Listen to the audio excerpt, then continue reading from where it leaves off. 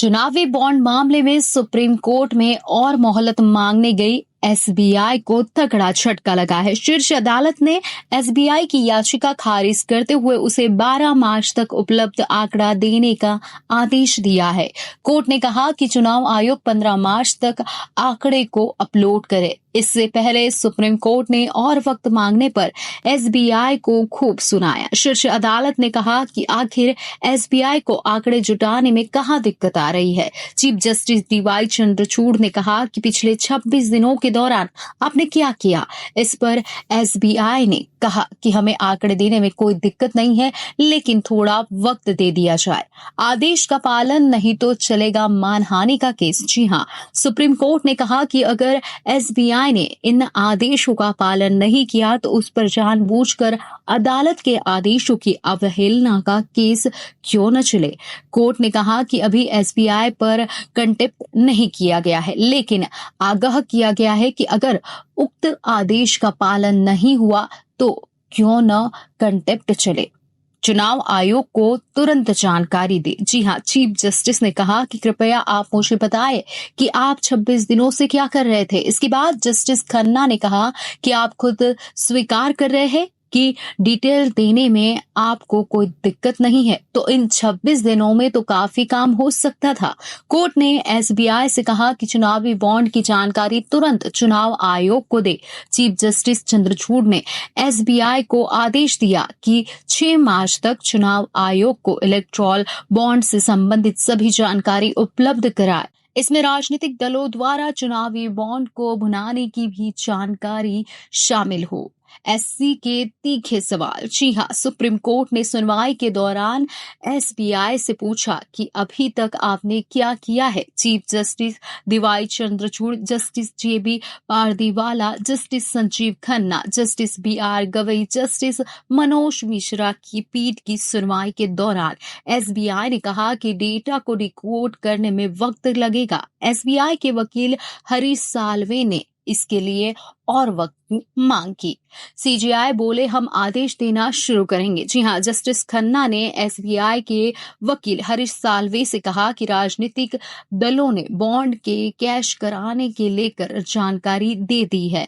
आपके पास पहले से डिटेल मौजूद है। इस पर साल्वे ने कहा कि हमें डेटा जुटाने के लिए थोड़ा वक्त दे दीजिए। इसके तुरंत बाद चीफ जस्टिस डीवाई चंद्रचूड़ ने कहा कि हम इस मामले में अब आदेश देंगे। वरिष्ठ वकील कपिल सिब्बल ने चुनावी बॉन्ड विवरण का खुलासा करने की अवधि बढ़ाने का अनुरोध करने के लिए भारतीय स्टेट बैंक यानी एसबीआई द्वारा बताए गए कारणों को बचकाना करार दिया था। उन्होंने कहा था कि अपनी गरिमा की रक्षा करना सुप्रीम कोर्ट की जिम्मेदारी है और जब संविधान पीठ फैसला सुना चुकी है तो एसबीआई की याचिका को स्वीकार करना आसान नहीं होगा। चुनावी बॉन्ड योजना के खिलाफ शीर्ष अदालत में याचिकाकर्ताओं के लिए दलीलें सिब्बल के नेतृत्व में पेश की गई है। सिब्बल ने कहा कि एसबीआई का दावा है कि डेटा को सार्वजनिक करने में कई सप्ताह लगेंगे, जिससे ऐसा लगता है कि कोई किसी को बचाना चाहता है। उन्होंने कहा कि यह स्पष्ट है कि एसबीआई का इरादा सरकार का बचाव करना है, अन्यथा बैंक ने चुनावी बॉन्ड विवरण का खुलासा करने की अवधि 30 जून तक बढ़ाए जाने के ऐसे समय में अनुरोध नहीं किया होता जब अप्रैल मई में चुनाव होने हैं। You're being sued. I'm sorry, my lord.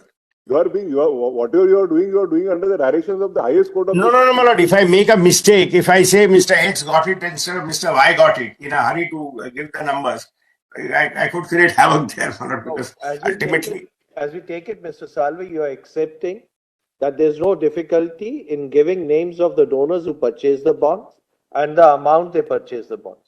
You have got no difficulty in giving details of the political parties who have purchased the particular bonds. The only difficulty is matching the purchased bond with that. But 26 days, you must have carried out at least some, say, 10,000 bonds you have been able to collate, 5,000 bonds you have been able to collate. Quite frankly, what I saw, they were struggling with it. They were making charts which we saw were not matching. I'll tell you what has happened. No, I'll tell you candidly what has happened. If I'm not mistaken, it was pointed out to us that the bonds had some number which under some instrument they were able to. Yes. But that number. That all has to be done. Malad, that number is not to be found in the application for purchase or in the first set of documents. The problem is that number, when number was generated, that number has been scrambled and put elsewhere, and that number has been kept secret. Now, Malad, putting that will require tracing it into each transaction. At the stage of the interim order, Malad, and I'm saying what happened at that time. The kind We are not inclined to exercise the contempt jurisdiction at this stage.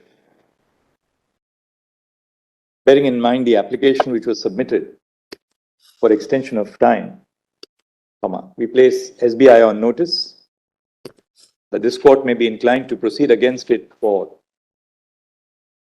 willful disobedience of the judgment if SBI does not comply with the directions of this court as set out in its judgment dated 15 February 2024 by the timelines indicated in this order.